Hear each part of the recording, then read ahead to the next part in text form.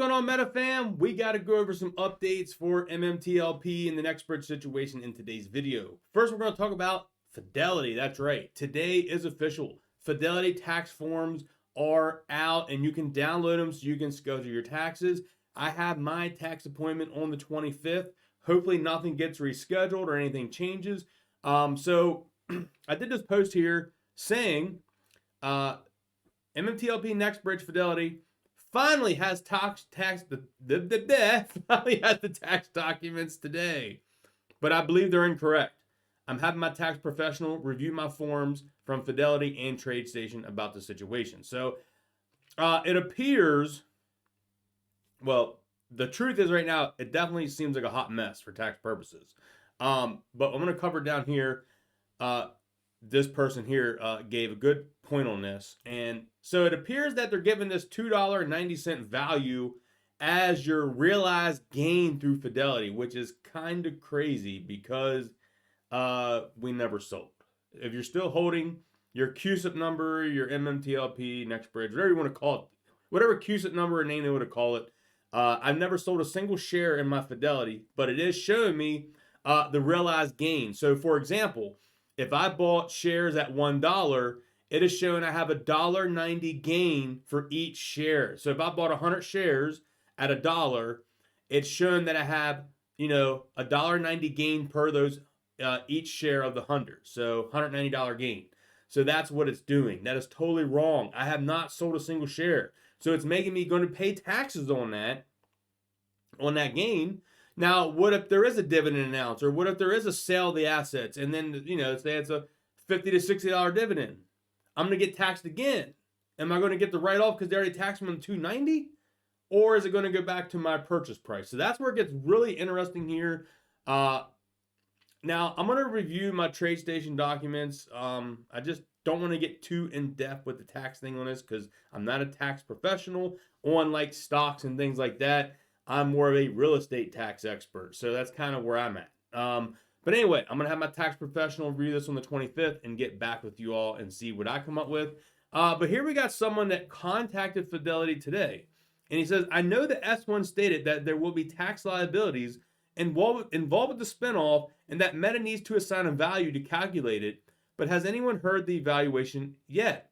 Also, it is a concern for anyone that is due to the tax stating it was sold on 12/29. It says for $2.89, that by claiming on the taxes, you're agreeing that your shares were actually sold at that price, even though you didn't actually sell them. I don't know, it just seems suspicious to me. I'm going to talk to my tax consultant, but I was very curious of people's thoughts. That's how it seems to me as well. DJ here says, so I just called Fidelity and they stated it was valued assigned by the company. I asserted no value has been assigned, and that would be public info. They said it's what the back office received. So I escalated to a supervisor who is going to address this in the back office.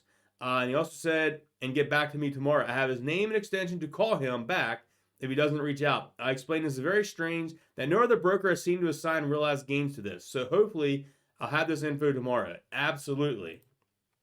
Now, from what I remember, I'm pretty sure that TradeStation did not assign realized gains. I'm pretty confident in that. But before I tell you all that, I want to make sure that I'm looking at those documents correctly. But TradeStation, it does show like a zero realized gain because I bought in TradeStation and I haven't sold, just like a Fidelity. So it shows like realized gain is a zero. So, like I said, gonna have a tax professional review it all and let you all know. So it'll be a couple weeks out till I get you all the answer on that. So you can look at it, review it, and all that good stuff. Next thing here, I'm gonna give a huge shout out to Frank Nets on Twitter here, guys. Here's his profile. He has over 15,000 followers. He says, millions of people are reading at thefranknaz.com, market news and business news. Join the newsletter for email alerts. He here has shed a nice post and article on our situation. That's right. He is drawing awareness to our situation, what is exactly what we want to see. And I want to thank Mr. Frank for doing that. I did put out a tweet saying, thank you, sir, for sharing the truth about this situation, because we got people that, are afraid to share the situation for some reason. And this gentleman has stepped up to the plate and said this is complete fraud. Here it is. Breaking. MMTLP scandal gets recognized as one of the biggest Wall Street frauds. Thank you, sir. We haven't missed 1,000 likes on his post. Please go smash a like. 746 retweets. Go retweet it. Leave a comment.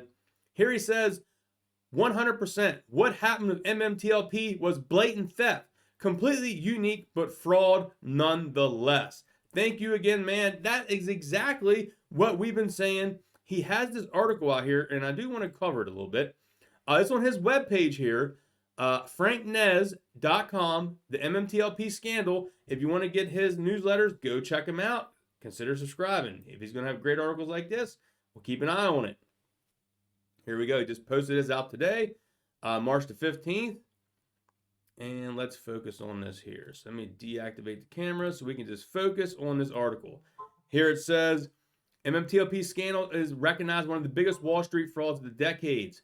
One of the most scandals has been hit of the meme stock frenzy when broker firms, hedge funds, even regulators concluded to stop AMC, GameStop, and other stocks from rising. Investors who held shares MMTLP stock on the record date, December 12th, will receive preferred dividend, a Nextbridge hydrocarbon, on Wednesday, December 14th. Investors anticipated a long-awaited MMTLP short squeeze during the last few days of trading prior to the spinoff, primarily due to big volume flooding the market to receive Nextbridge hydrocarbon shares. However, MMTLP stopped trading on Thursday, December 8th, after FINRA delisted the security without notice or warning. FINRA released the following statement. Effective Friday, December 9th, the FINRA halted tradings and quoting in the Series A preferred shares of MetaMaterials MMTLP. Pursuit of Rule 644A3, FINRA has determined that an extraordinary event has occurred or ongoing that has potential to cause significant uncertainty in the settlement and clearing process of shares of MMTLP, and that, therefore, halting trading and quoting MMTLP is necessary to protect investors and public interest. That is a load of freaking bullcrap. That there is to protect your hedge fund golf buddies. That's not there to protect retail investors. That is there to protect the hedge funds, your golf buddies. That is exactly what that was there for. And still to this day, almost over 90 days, approaching 100 days, there's still been no explanation from FINRA talking about what the heck the extraordinary event was. What is the extraordinary event? You still have yet to release that because you know you are a fraud. The FINRA fraud is for real. You're going to get busted. People are going to go to jail, and they need to go to jail for this. This is just ridiculous. Get fired up on that topic. It gets me hot. The trading and quoting halt will end concurrent with the deletion of the symbol on Tuesday, December 13th. And you can see the form here. And he goes over a lot of the history here. But what I wanted to really touch base on here, like I said, I'm going to tag this. I'm going to pin this article in the pinned comments down below. You can click it and read the whole thing. I want to go over that little intro he had there. Here it talks about how the real people has been affected. Guys, MMTLP Studio, where people tell their stories. This is like really just heartbreaking that this is happening. It's really heartbreaking. Going down here. Here is the actual video too. He has the video for MMTLP Studios. It is an amazing video. Said, first, I'd like to say my heart goes out to all those affected by this unfair and unprecedented event in MMTLP. Many investors and several communities are experiencing blatant manipulation in their favorite company stock in similar or their own unique way. Raising awareness is the first step to getting the message seen. I've seen and heard some of your stories throughout the community. If you're affected by MMTLP Wall Street fraud and would like to share your story, please feel free to comment it down below for other retail investors to see. Share this article to get your voice and story heard, and you can leave comments down here in his article as well. Like I said, I'm going to pin this article in this video. Give Frank a little shout out here because, like I said, the man has stepped up. He's here for us. He's getting our story out there. That's exactly what we want. Someone not afraid to get the story out there and talk about how corrupt the FINRA and Wall Street is. Because like I said, I'm not investing any more money in the stock market until this, either people go to jail or like the rules get changed or something. I'm just keeping all my money. I'm not investing in the stock market until MMTLP gets resolved and the market gets fixed. But I'm here to give you guys updates because I love and appreciate every single one of you guys. And we have our heart and soul in this play, and we just want justice, and we want what is right. Hope you all enjoyed today's video. If you did, smash thumbs up, drop me a comment down below. Catch y'all next video, guys. Peace.